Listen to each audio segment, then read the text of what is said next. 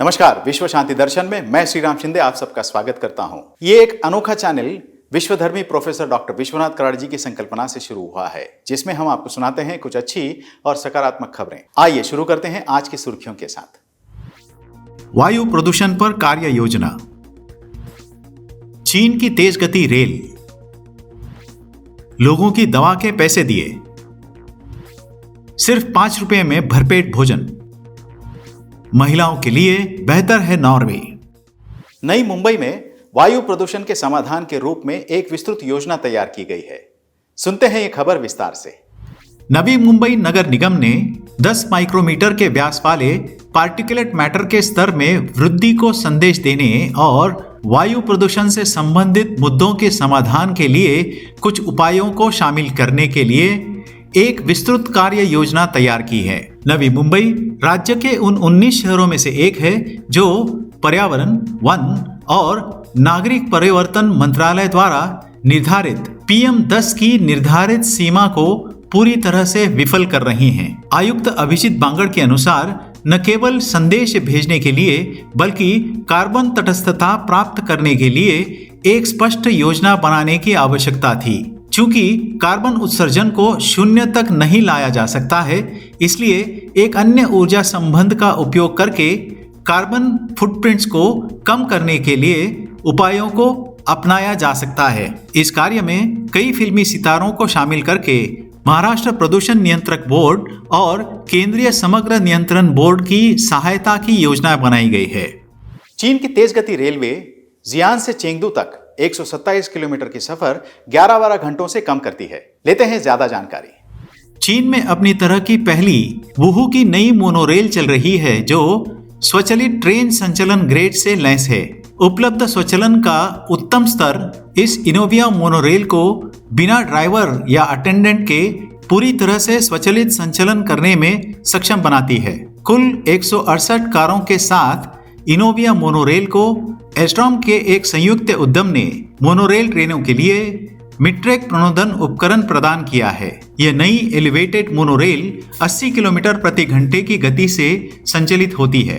स्वचालित ट्रेन संचालन के सबसे उन्नत और उच्चतम स्तर का उपयोग करती है, जो ट्रेन को चालक रहित और पूरी तरह से अप्राप्य करने में सक्षम बनाती है। नागरिकों को एक सुरक्षित, सुविधाजनक और हरित परिवहन अनुभव प्रदान करने के अलावा इनोविया मोनोरेल सिस्टम एक ऊर्जा कुशल, आरामदायक और लागत प्रभावी गतिशीलता समाधान प्रदान करती है। एक किसान ने बिना बताए गांव के लोगों के दवा के बिल चुका दिए। उसकी कहानी लोगों का दिल जीत रही है। वर्षों तक अल्बामा नामक छोटे से शहर के एक अमेरिकी किसान ने बिना किसी को बताए गांव वालों के दवा के बिलों का भुगतान किया है। होडी चाइल्ड्रेस एक किसान और अमेरिकी वायुसेना के दिग्गज ने अपना गुमनाम धर्मार्थ अभियान तब शुरू किया जब वह 212 में अपने गृहनगर गेराल्डिन में एक दवा की दुकान में गए थे और उन्होंने पाया कि कभी कभी लोग उनकी दवाओं का भुगतान नहीं कर पाते। अब जब शहर समुदाय इस अच्छे आदमी के मृत्यु के बाद उसके धर्मार्थ कार्यों के बारे में सच्चाई से अवगत हुए तो उन्होंने उसके सम्मान में इन कार्यों को आगे जारी रखने का विकल्प चुना है। नोएडा का यह शख्स 500 से अधिक जरूरतमंद लोगों को भरपेट खाना खिलाता है, वह भी सिर्फ 5 रुपए की कीमत पर।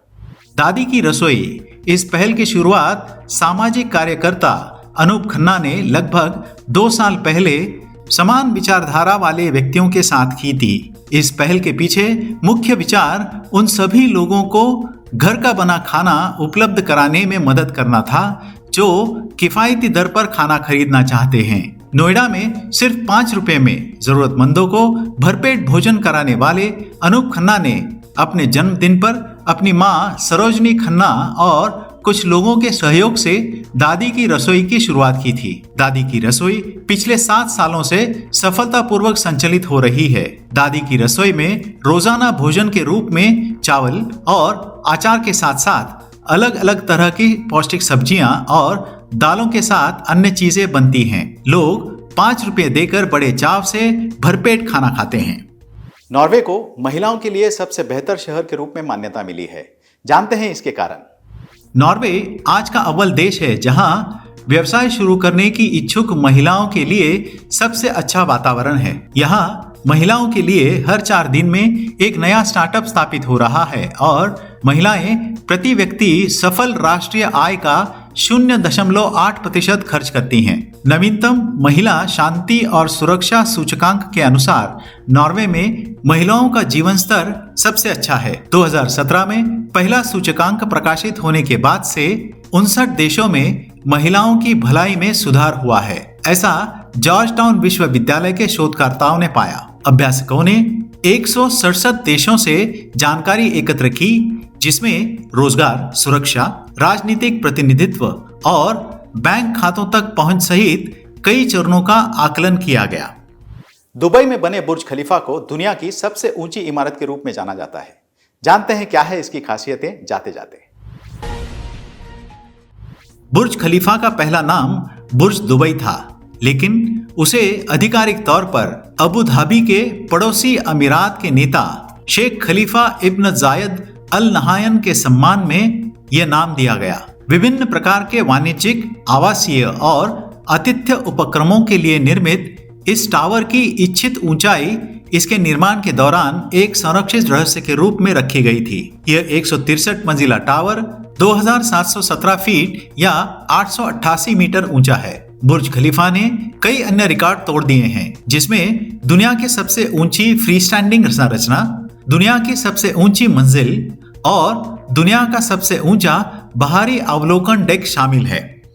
आशा करता हूं कि यह संस्करण आपको पसंद आया होगा। अगर हाँ, तो इसे सब्सक्राइब जरूर कीजिएगा और देखते रहिए विश्व शांति दर्शन। धन्यवाद।